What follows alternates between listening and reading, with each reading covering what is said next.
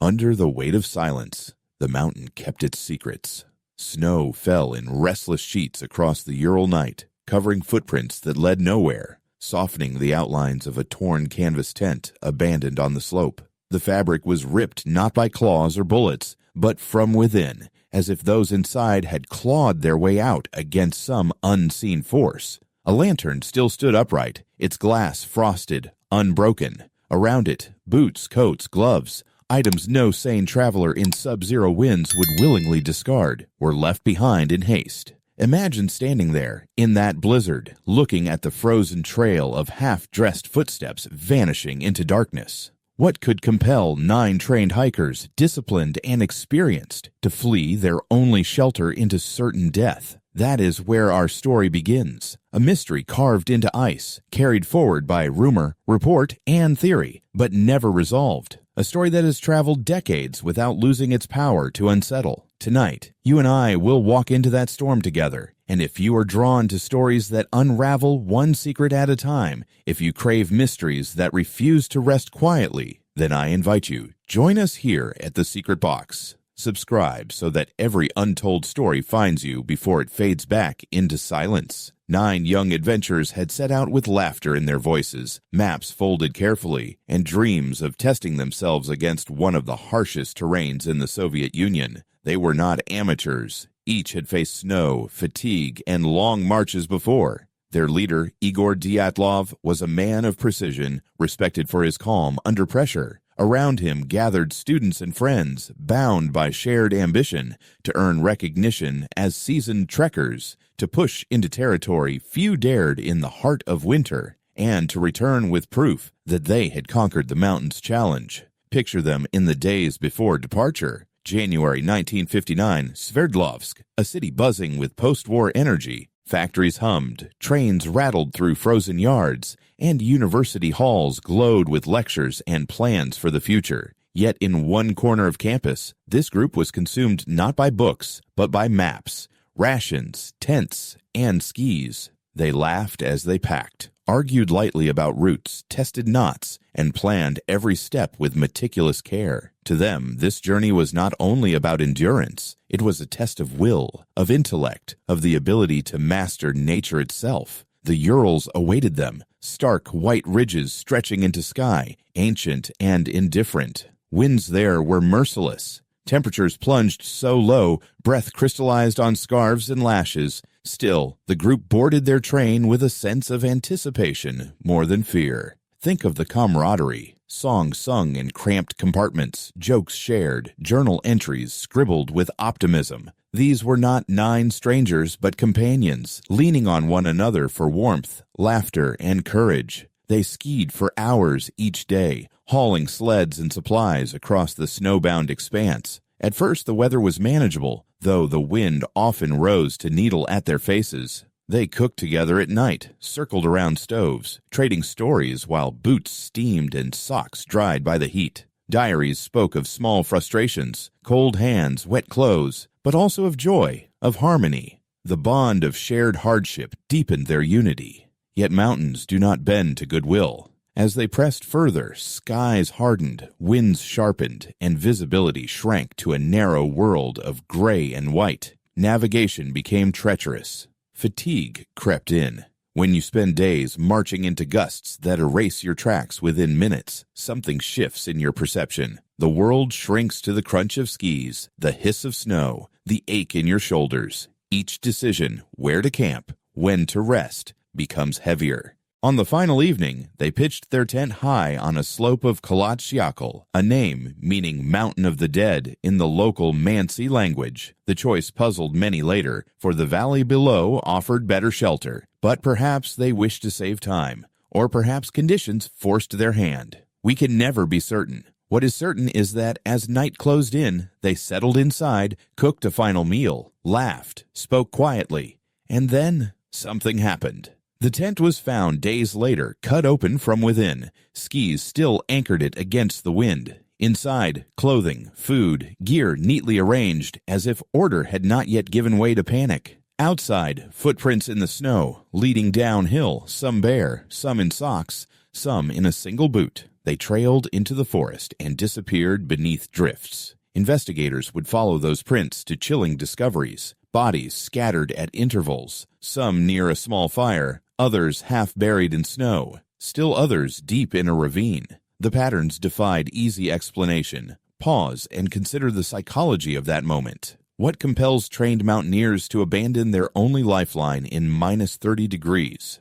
Hypothermia clouds judgment, yes, but they were still coordinated enough to move together, to leave in a line, to descend. Fear, an urgent threat, an error compounded by cold logic. The mountain's silence swallows these questions. Searchers uncovered more unsettling details. Some of the dead showed injuries out of proportion to any simple fall. Broken ribs, fractured skulls, yet their skin bore no external wounds to match the force inside. Clothing was missing, redistributed among them as though in desperation to stave off frostbite. In one case, traces of radioactivity were detected on fabric. Each fact drew lines of confusion rather than clarity. Theories multiplied. Some spoke of an avalanche, a slab of snow dislodged, forcing escape. Yet the tent stood, the slope was shallow, and signs were scant. Others whispered of military experiments, secret weapons tested in the night, shock waves powerful enough to crush without leaving marks. Still others pointed to strange lights reported in the sky, or to the ancient myths of the land, figures of shadow stalking the range. Scientists later explored the possibility of infrasound, low frequencies carried by wind that can spark disorientation and panic. Each explanation solved part of the puzzle, but none solved all. Years have passed, archives opened, documentaries filmed, debates reignited, yet no single truth has emerged. What endures is the image of 9 young lives frozen mid-journey, their ambition cut short on a desolate slope. What remains is a story not just of mystery, but of humanity, of how we seek meaning in the face of the unknowable, of how courage sometimes meets silence, and of how the questions left behind can outlive the answers. Perhaps that is why the Dyatlov Pass Incident still captivates, because it reminds us that some mysteries refuse to close neatly, that the world retains places where logic falters, and that in seeking, we reveal as much about ourselves as about the past. You may believe in avalanche, experiment, or something stranger still. You may prefer to let the questions remain open. Either way, the snow keeps its counsel and the mountain waits. And so does this story. Would you walk further into its silence with me? Under the pale sun that never truly warmed, the search began. Days after the hikers failed to return, concern spread across campus and through families who waited for telegrams that never came. At first, officials dismissed the worry. Delays were common, storms could trap even the strongest expedition. But when silence stretched too long, a team was dispatched. Soldiers, students, volunteers, all braced against a merciless landscape, set out to trace the trail of their friends. They found the tent first, half buried in snow, pitched on that high, exposed slope. It was tilted, battered by wind, yet standing. Inside, a haunting stillness, not chaos, not debris. Neatly folded boots, provisions lined as if their owners had stepped out only for a moment. The fabric, however, told another story. Long gashes sliced across it from the inside. Those who discovered it argued in whispers. What force drove 9 disciplined hikers to carve their own escape,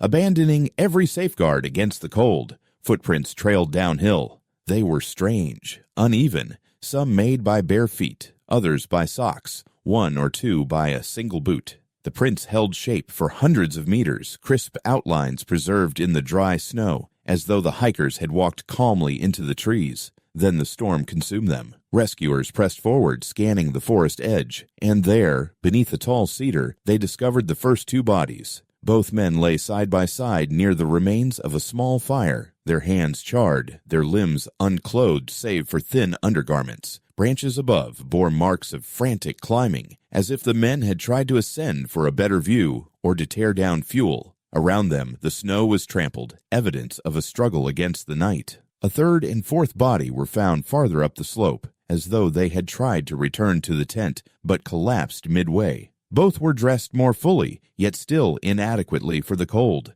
The others were not found until months later, revealed only when spring thaw softened the drifts. They lay in a ravine partially buried, snowmelt seeping into the hollow. These final 4 bore the most severe injuries: ribs broken, skulls fractured, eyes missing from sockets, a tongue gone. Yet investigators noted something odd. The bodies showed little external trauma to match such violence, as if pressure had struck them from within. Clothing recovered from them carried faint traces of radioactivity, a detail that fed rumor and suspicion for decades. News spread cautiously. In the Soviet Union of 1959, stories of tragedy traveled under strict control. Families were given partial details. Investigators were told to draw careful conclusions. The official explanation cited a compelling natural force. But what force? The phrasing only deepened the enigma. Imagine standing in the place of those searchers, piecing together fragments of a night that refused to yield clarity.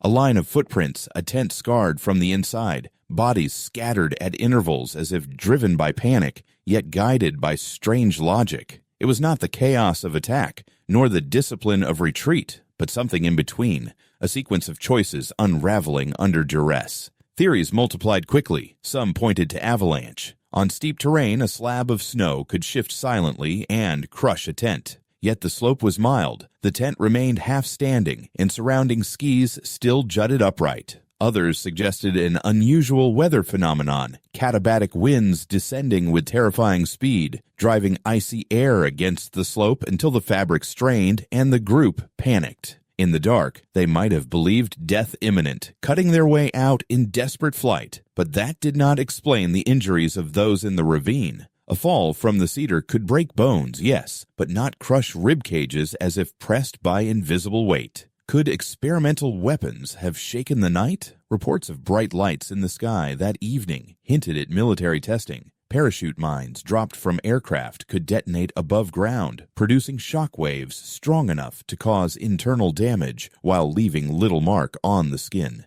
If true, it would explain silence, secrecy, the careful wording of reports. Yet official archives offered no confirmation. Others turned to the body itself for clues. Hypothermia twists the mind, stripping logic from thought. In its final stages, victims sometimes undress, convinced they are burning with heat, though the cold is killing them. This paradoxical undressing might account for some of the clothing loss, though not the redistribution of garments between companions. And then there is infrasound. Winds crossing the mountain could create low-frequency vibrations, inaudible, yet unsettling. Such waves can stir unease, nausea, even panic. If the hikers felt sudden dread, their flight from the tent could have been instinctive, irrational. They may have run without knowing why, driven by fear their minds could not name. The tale refuses to settle into one frame. Each explanation clarifies a piece, only to leave another unresolved. Avalanche accounts for urgency, but not for missing eyes. Military testing covers the injuries, but not the calm footprints. Infrasound explains panic, but not the fire at the cedar. Hypothermia explains disrobing, but not radioactivity. The pieces remain stubbornly scattered, like the bodies themselves across the snow. And yet, beneath speculation lies something quieter. These 9 were not reckless. They were skilled, bonded, determined. They prepared with care, advanced with discipline, and confronted conditions most of us could not endure for a single night. Their fate was not the consequence of arrogance, but of circumstance, an alignment of weather, terrain, and perhaps forces beyond their control. Think of them not only as figures in a mystery, but as people whose final hours were spent together, facing the storm as comrades. Their legacy is not only the unanswered question of how they died, but the undeniable fact of how fiercely they fought against it. Even now, decades later, hikers who visit Dyatlov Pass speak of the silence. They stand where the tent once lay, where the cedar rises from the slope, where the ravine hides its shadows, and they feel the same wind biting their skin. They look across the white expanse and sense the weight of all that remains unsolved. Some leave convinced of avalanche, others of secrecy, others of forces stranger still. But all leave knowing they stood at the edge of a story that has no ending. The Dyatlov Pass Incident endures because it speaks to something deep within us. The limits of knowledge, the hunger for certainty, and the haunting truth that not all questions yield answers. It reminds us that we are drawn to mystery not just for resolution, but for the thrill of standing before the unknown. And so the mountain waits, its snow erasing, preserving, silencing. And the story waits, refusing to rest, whispering each time a footprint fades beneath falling snow. Would you step closer, knowing the answer may never come? They had gone into the mountains with a sense of invincibility. In their journals and photographs, which would later be recovered, you can still feel the warmth of their bonds. Jokes scribbled in margins, snapshots of wide smiles despite frost clinging to scarves, even playful nicknames for the journey ahead. Each detail becomes heavier when you know what comes after, because every smile captured on film is one step closer to vanishing into silence. The group had been carefully selected. Igor Dyatlov was admired for his leadership, a man who valued preparation down to the last nail and stitch of canvas. Zinaida Kolmogorova, often called Zina, was spirited and resilient, known for her optimism even under strain. Rustem Slobodin, athletic and driven, was a runner with endurance to match. Ludmila Dubinina had a fire in her character, unwilling to quit even in hardship. There was Yuri Doroshenko, strong and fearless, once rumored to have fought a bear barehanded to protect friends. Alexander Kolovitov, meticulous, reserved, with a mind always calculating. Yuri Krivonashenko, the joker of the group, carried humor like a shield. Semyon Zolotaryov, older, experienced, new to some of them, but steady. And finally, Nikolai Thibault Brignol, who balanced intellect with quiet strength.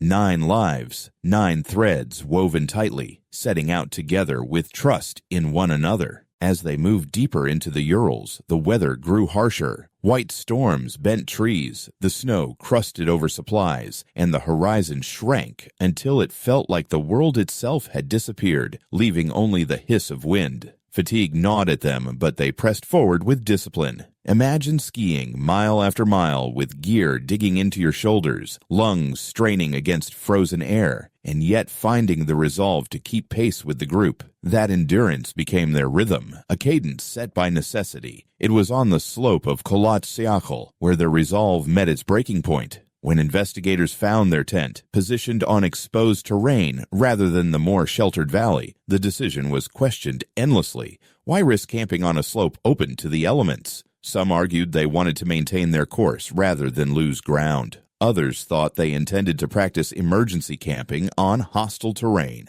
Whatever the reason, that single choice became the backdrop for one of history's most enduring mysteries. The tent itself was like a frozen testimony, boots lined neatly, skis propping its base, food halfway prepared. It was not a scene of chaos, but of sudden rupture, as though one moment everything was orderly and the next panic. Those inside cut through their own shelter, ignoring the entrance, tearing through canvas in haste. It is in this detail that the mind struggles, because you, listening now, know what that means. To willingly abandon the only barrier between flesh and frost is an act driven by something primal. Footprints leading away appeared deliberate. They were not scattered in madness, but aligned, as though the hikers moved together, even in their urgency. Yet they carried no torches, no gear, no heavy clothing. It is here the story tilts from tragedy into enigma, because their calm steps contradicted the doom that awaited. They descended into the forest, into darkness, leaving behind the only chance of survival. At the cedar tree, 2 of them fell. Their hands were scorched from trying to cling to fire, their bodies stripped to underclothes. They had fought bitterly to stay alive, tearing branches from high above, as if they had tried to climb into the canopy for safety, or for sight of the tent. Imagine their desperation, fingers raw against bark, muscles shaking under cold, forcing themselves upward while the night pressed in.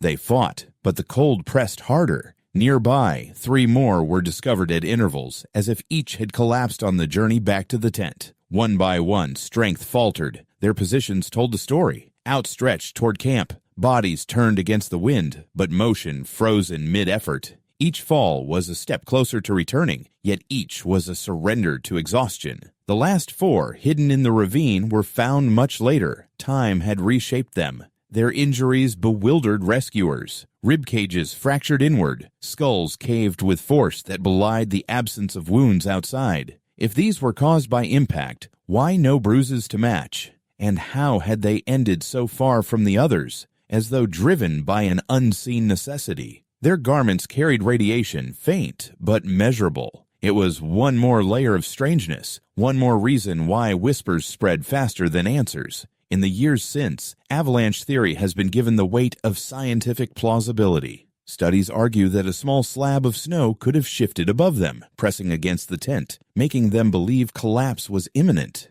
In that instant, calculation turned to panic. They cut their way out, escaped the tent, hoping to survive until the danger passed. But even if so, does it account for every detail? Why such injuries in the ravine? Why the scattered clothing, the traces of radiation, the way each decision spiraled into loss? Katabatic winds, the kind that raced down slopes in violent bursts, could have made the tent's position unbearable. These winds can roar like invisible rivers, chilling the air to deadly levels in minutes. A wall of moving cold may have driven them out, convinced they had no choice. But again, why did they not regroup with gear? Why did experienced trekkers fail to protect themselves with even the simplest safeguards? Some whisper of weapons, of experiments cloaked by secrecy. The Cold War bred shadows, and in shadows, speculation thrives. Parachute mines, aerial blasts, shockwaves rolling across the slope. Such explanations stitch fragments of the puzzle. Yet archives remain silent, and silence deepens suspicion. And then there are the stranger theories. Infrasound carried by wind, a frequency below human hearing, capable of stirring dread, confusion, panic without cause. Picture the group, hearts racing, minds clouded, compelled to flee, though reason offered no threat. Or stories drawn from folklore, the Yeti, the unknown figures in the dark, symbols of what we cannot name. They offer narrative when evidence runs dry. But beneath speculation lies a truth both harsher and simpler. The mountain itself is merciless. Cold strips logic, fatigue erodes judgment, and survival narrows to a knife's edge. Each of us might believe we would choose differently, that we would grab boots, coats, torches. But in those temperatures, under those winds, with fear surging, perhaps every choice becomes flawed. What endures is not only the mystery, but the echo of 9 lives, their final hours imprinted across snow and stone. The unanswered questions keep the story alive, but it is their humanity that keeps us listening. The Dyatlov Pass Incident is not simply an unsolved puzzle. It is a mirror reflecting how fragile courage can be, how strong bonds endure even as bodies fail, and how the unknown humbles even the most prepared. The mountain still waits, snow still falls, and silence remains its loudest voice. Imagine now the investigators kneeling in the snow with clipboards and flashlights, each new discovery adding another layer of confusion. The bodies told different stories. Some lay in peace as though sleep had simply overtaken them. Others bore silent violence beneath the skin, the kind of wounds one would expect from an accident far more brutal than the quiet slope before them. Each corpse became a question, and each question spawned theories that have never fully rested. Avalanche. The most natural explanation, and perhaps the most mundane.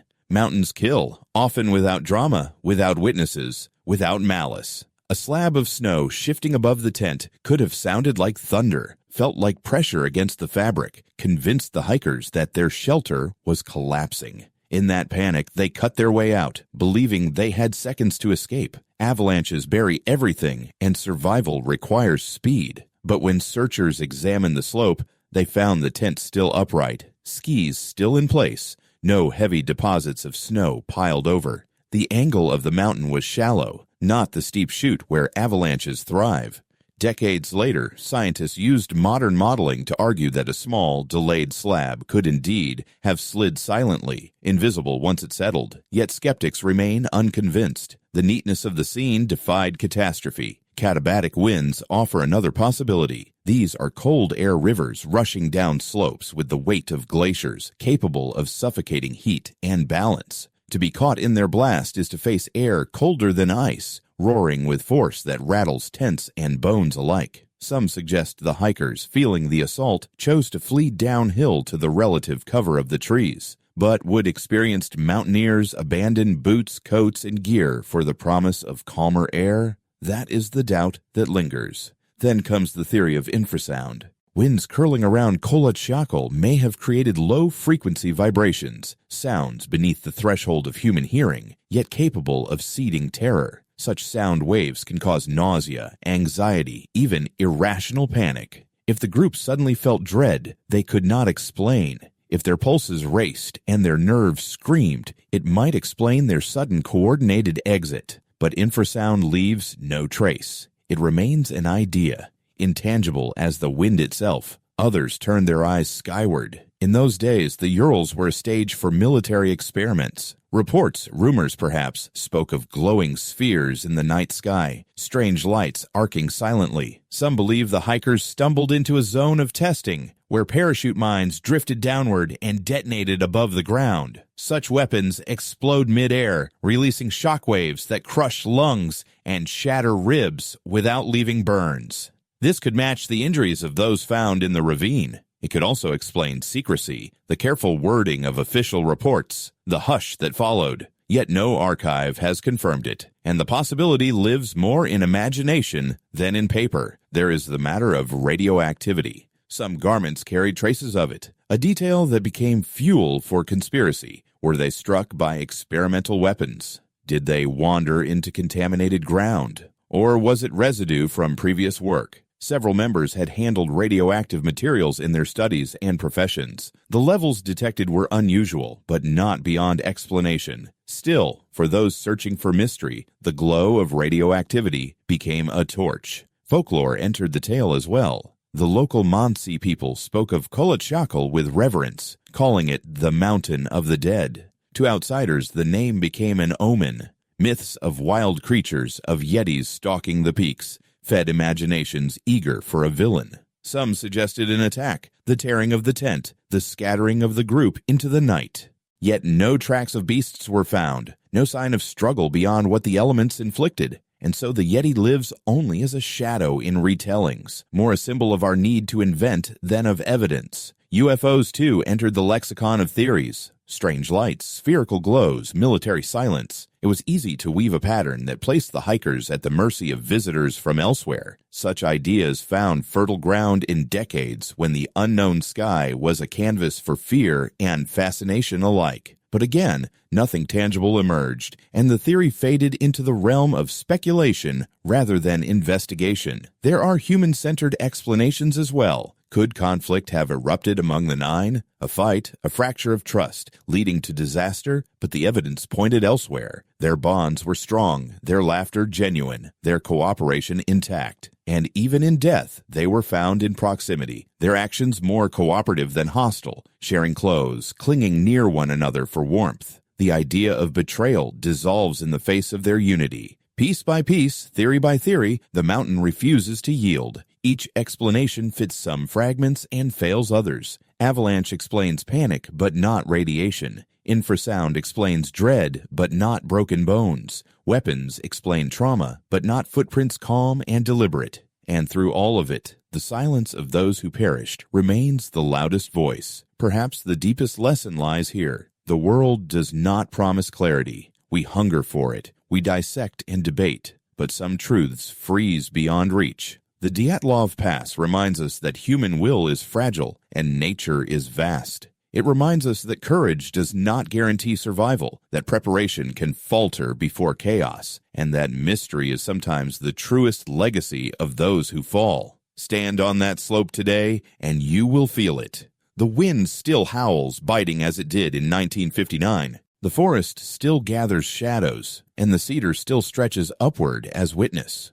You may trace the paths they walked, measure the distance from tent to tree to ravine, and still the answers will not come. What lingers is not certainty, but wonder, and perhaps that is enough. For in the end, the Dyatlov Pass Incident endures not because it offers closure, but because it denies it. It teaches us to dwell in the tension between evidence and enigma, between science and story. And it invites us to look inward. Faced with fear, with the unexplainable, how would we choose? Would we remain in shelter or run into the night? Would we cling to logic or yield to instinct? The mountain has no need to answer. It simply waits, snow after snow, burying what is left, preserving what it will, whispering its story through the silence. And perhaps that is why we return to it again and again, telling its tale not to solve it, but to remember that life is fragile, that courage is real, and that mystery, even unsolved, has the power to bind us in awe.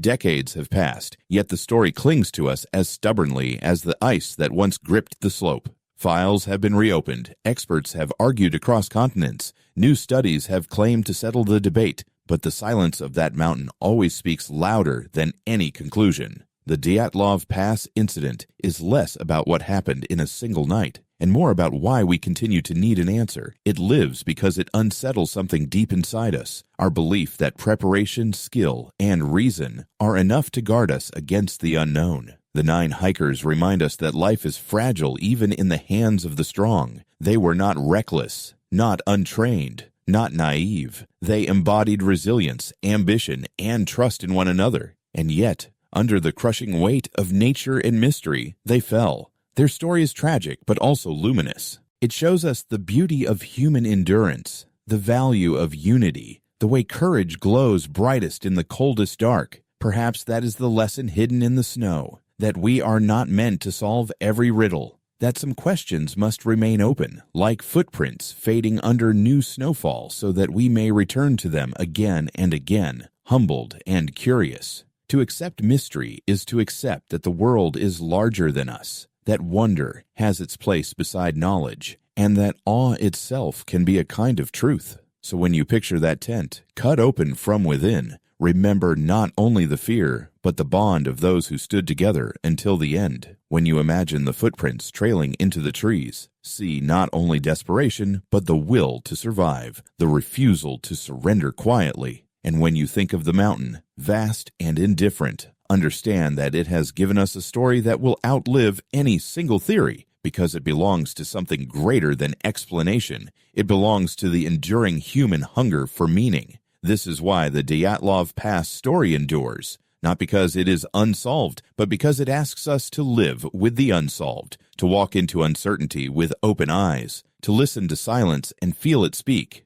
and perhaps to carry away not just fear, but reverence. Here, inside the secret box, we seek such stories, tales that refuse to rest, mysteries that echo with lessons, narratives that challenge us to wonder. If you find yourself drawn to questions that cannot be silenced, if you long for journeys that unfold one secret at a time, then stay with us. Subscribe to The Secret Box, and let us continue together, because in every shadowed corner of history, in every unanswered mystery, there waits another story that may change the way you see the world. And the mountain still waits, its snow falling softly, its silence unbroken, its secret safe.